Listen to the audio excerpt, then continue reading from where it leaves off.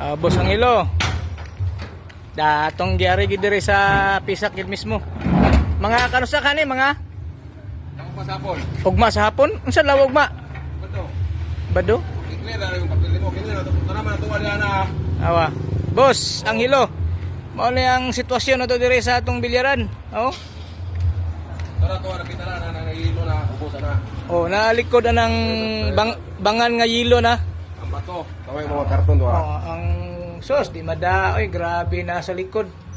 Kani unsa ni? Kani Belt belt. na patay. Patay. Mo tagahawak marsa na to. Bugata kayo. Tagahawak. Okay kay ako na ginido siya. Oh. Ugma ko sa hapon. Sekarang lagi mo alas 12 mo na tauna.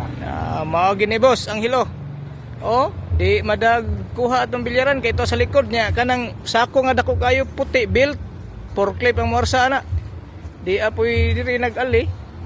Yan apoy daghan kinarton mo nang di pa gid siya makuha boss. Boss ang hilo. Wa pagay kuan malangan-langan pag ni. Utong sa tagamay. Oh, na ako diri sa pisa karon. Ana ko mga banda. Oh, unsa pizza haron? Tres. Pizza 3. Oh. Patro. Ubus sa kuha lang eh. Basta makuha lang ng dako kayo nga puti. Kay anak mo to. Kuha na na. Anak mo to sa. Kaysa una anak, mag-anak ta. Adi silbi, delikado ang bato. Ano ta, isa ka na rin dawaton. Kasal po na anak. Maubos ang hilo, di pa gid to makuha kay na pa no. Belt dako kayo. Forklift gid ang morsa ni, di madag manumano.